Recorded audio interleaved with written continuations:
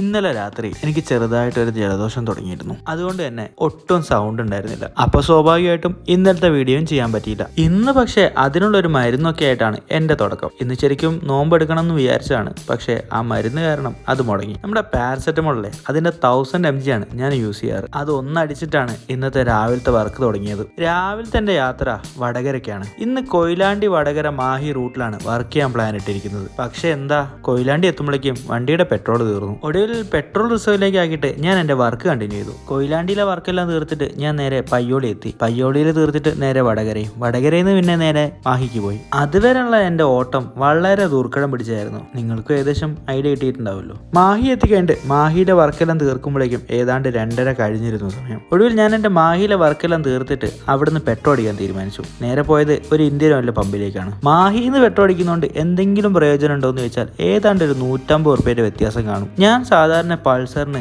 15 litre പെട്രോളാണ് അടിക്കാറുള്ളത്, അതും Indian ഓയിലിന്റെ പമ്പിൽ നിന്നും. അത് ഇവിടെ നിന്ന് അടിക്കുമ്പോൾ ഏതാണ്ട് 1400 സംതിങ്ങേ വരുള്ളൂ. പുറത്താണെങ്കിൽ അത് ഏതാണ്ട് 1593 രൂപയാവും. അതാണ് വ്യത്യാസം. അങ്ങനെ പെട്രോളൊക്കെ അടിച്ചുകൊണ്ട് ഞാൻ മാഹിയോട് യാത്ര പറഞ്ഞിട്ട് പുറത്തേക്ക് ഇറങ്ങിയപ്പോഴാണ് ഫുഡ് കഴിക്കാൻ തോന്നുന്നത്. അങ്ങനെ ആദ്യം കണ്ട ഹോട്ടലിൽ തന്നെ ഞാൻ ഫുഡ് കഴിക്കാൻ കയറി. എല്ലാവരും ചായ കുടിക്കുന്ന സമയത്ത് ഞാൻ ഫുഡ് ഓർഡർ ചെയ്തു. അവിടെ ഉള്ളതല്ലേ കഴിക്കാൻ പറ്റുള്ളൂ, നെയ്ച്ചോറും ചിക്കൻ കറിയും. സമയത്ത് ഗുളിക കുടിക്കാനുള്ളതുകൊണ്ടാ, അല്ലെങ്കിൽ ഞാനൊരു ചായ ഒതുക്കാമെന്ന് കരുതിയതാണ് ഇന്നത്തെ ദിവസം. അങ്ങനെ ഒടുവിൽ മാഹിയിലെ വർക്കെല്ലാം തീർത്ത് ഞാൻ തിരിച്ച് വടകരയിലെത്തി. വടകര നിന്ന് നേരെ പയ്യോളിയിലേക്കും. പയ്യോളിയിലെ വർക്ക് തീർക്കുന്നത് ഈ ഒരു ചെറിയ ബോട്ടിലോട് കൂടിയാണ്. അങ്ങനെ ഇന്നത്തെ വർക്കെല്ലാം തീർത്തിട്ട് ഞാൻ നേരെ തിരിച്ച് കോഴിക്കോടേക്ക് പോന്നു. കോഴിക്കോട് എത്തിക്കഴിഞ്ഞും എനിക്ക് ഒരുപാട് സമയം ബാക്കിയുള്ളതായിട്ട് തോന്നി. അപ്പോൾ പിന്നെ വേറെന്താ വഴി, ഒരു സിനിമയ്ക്ക് കയറാൻ തീരുമാനിച്ചു. പടം കണ്ടു തുടങ്ങിയപ്പോൾ എനിക്കൊന്നും മനസ്സിലായില്ല. പക്ഷെ കുറച്ച് കഴിഞ്ഞപ്പോൾ പേര് കാണിച്ചു തുടങ്ങിയപ്പോൾ എനിക്ക് ഏകദേശം കത്തി തുടങ്ങി. അവിടെ എവിടെയായിട്ട് ചില ഫിലിം മിസ്റ്റേക്കുകൾ എനിക്ക് തോന്നി തുടങ്ങിയിരുന്നെങ്കിലും ഇത് പണ്ട് യൂട്യൂബിൽ കണ്ടിരുന്ന ആ പടമല്ലേ എന്നൊരു തോന്നൽ പിന്നീട് തോന്നി. പടം കണ്ടു തുടങ്ങിയപ്പോൾ എനിക്ക് ഏകദേശം ആ കാര്യങ്ങളൊക്കെ ഉറപ്പായി.